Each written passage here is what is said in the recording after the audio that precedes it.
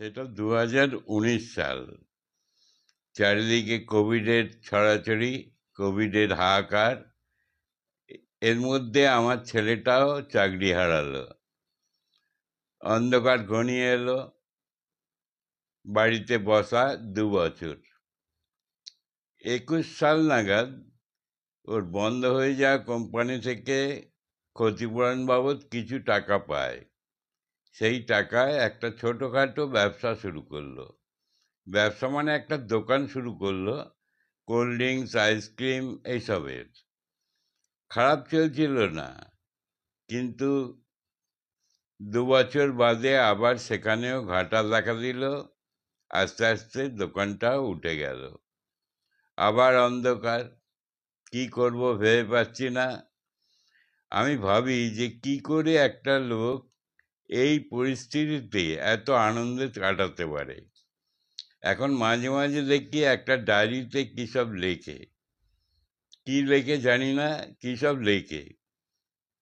তারপরে একদিন আমাকে ডায়েরিটা পড়তে দিল, বললো পড়ে দেখো।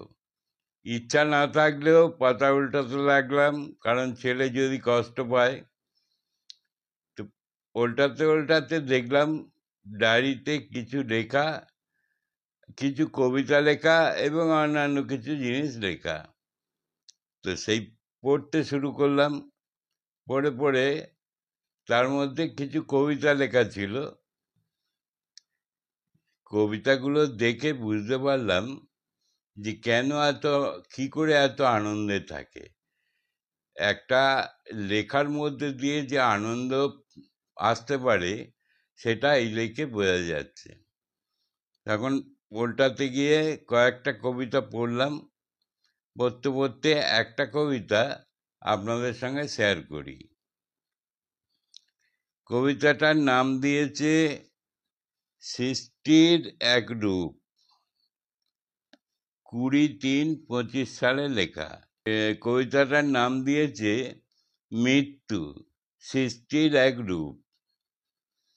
মৃত্যু যখন অগ্নিগর্ভে ধ্বংসক্রিয়ায় মত্ত, ভাবিনি সেদিন এটাই তবে এই জীবনের সত্য। জন্ম থেকেই প্রতিক্ষণ রূপান্তরের খেলা, মৃত্যু দিয়েই এই জগতের নতুন সৃষ্টির মেলা। গর্ভ থেকে যৌবন হয়ে বৃদ্ধাবস্থায় এসে বুঝলাম এটা মৃত্যুই বটে, প্রতিনিয়ত যা ঘটে। আলোর প্রকাশ আনন্দময়, অনুভবের এই লীলা, দিব্য প্রকাশ মৃত্যু দিয়েই অন্ধকারে ঢাকা। অমরত্ব জানতে গেলে বলে দিতে হয় মনকে, অমৃতটাও সত্য হবে বোধের বিনাশ হলো। আচম্বিত মনোমুগ্ধকর কল্পনা লাগে এসব, সত্যগুলি গল্প লাগে মনে হয় যেন গুজব।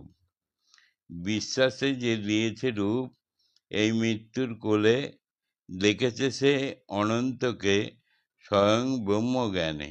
নিজ প্রকাশে উঠবে জেগে শুদ্ধ আনন্দধারা, মুক্ত হয়ে বিচরণে তাই প্রেমের জগতে হারা। এই হলো কবিতাটাই। প্রতি মুহূর্তে ও মৃত্যুকে দেখেছে রূপান্তর, মৃত্যুর মধ্যে রূপান্তর দেখেছে প্রতি মুহূর্তে। একবার মৃত্যু হলেই শেষ নয়, আবার পরক্ষণেই নতুন রূপে জন্ম হয়।